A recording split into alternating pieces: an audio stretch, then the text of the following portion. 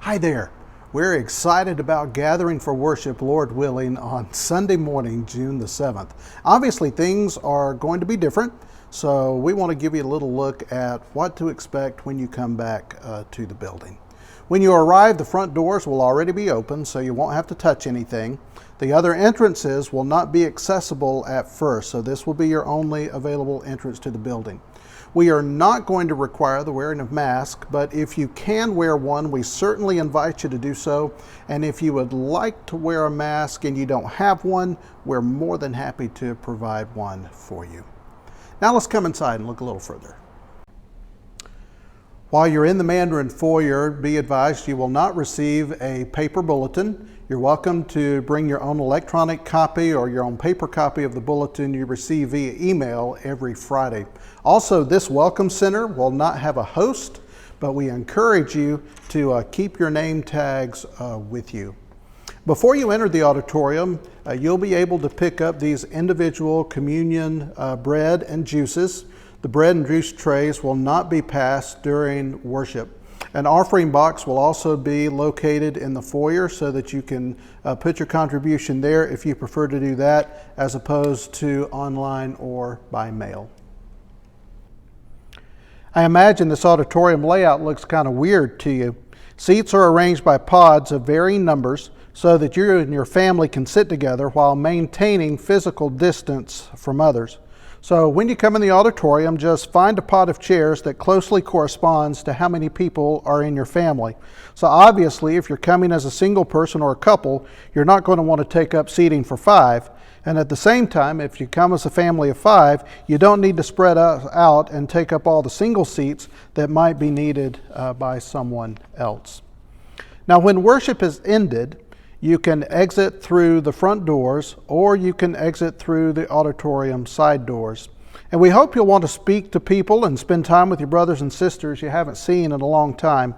And the safest way to do this will be to fellowship outside in the fresh air. But if you need to spend time with someone inside the building, please remember to honor the CDC guidelines of 6 feet of physical distancing. For the first few Sundays, we will not have an attended nursery, so please be aware of that and prepared for that. The cry room over here will be available for your use if it's needed. However, if you do choose to use the cry room, we ask that you make every effort to do the social distancing that we've been encouraged to do by the CDC. Also be advised that junior worship and we worship will not meet for the first few weeks. Adult and teen Bible classes will continue to meet, but they're going to meet remotely, with the Sunday adult Bible class being moved to 6 p.m. So the worship assembly, Sunday morning 10 o'clock, will be the only Sunday morning assembly happening on site here at the Mandarin Church of Christ. In preparation for your arrival on June the 7th, we want to assure you that every inch of the Mandarin Church building is being deep cleaned by professionals that specialize in facilities sanitation. You will notice that hands-free sanitizers have been installed on the inside walls near both auditorium doors, as well as next to the telephone in the hallways. You will not notice this, but air filtration has also been installed that kills viruses in living space without creating harmful byproducts. So we're doing everything we can to create a safe environment for your arrival on June the 7th. You've heard a lot about hygiene over the last few months, and you don't need me to be the 40th person to be telling you how to wash your hands. I get that. But I want you to be advised of a couple of things that are going to be unique when you come back to Mandarin. One, the water fountains will not be available for your use. Also, be aware that we're trying to limit occupancy to our bathrooms to 1 person at a time, unless someone needs physical assistance. That way we can take extra precautions, and we're just going to ask you to please be patient as we try to go the extra mile to take care of each other.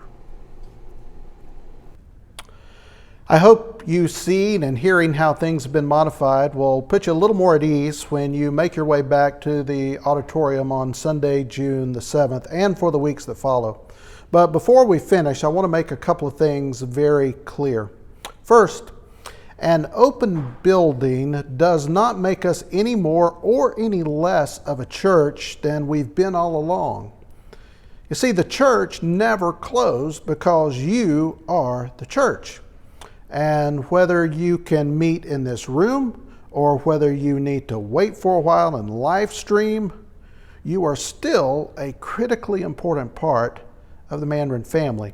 We don't have to be at the same place at the same time to be a place to love and to be loved. Second, we hope to see some of you on June the 7th. Quite honestly, we hope not to see some of you. That's okay. If your age or your physical health makes you vulnerable to this virus, we hope you'll continue to watch on live stream as long as you need to. Live streaming is now a permanent part of what we do as a church. Now, of course, we're not going to tell anyone that they can't come to church. We expect everyone to think this through, use your own judgment, use your own discernment, and all of us will respect each other's discernment and judgment as we move forward. One more thing. I can't wait to see you. It's been nearly 3 months. And when I see you, I'm going to want to shake your hand. I'm going to want to high five you. I'm going to want to fist bump you. I'm going to want to hug you.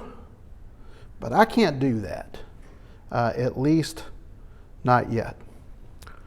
Because you see, I'm one of those people that are kind of the poster child for those that get significantly impacted if they catch this virus.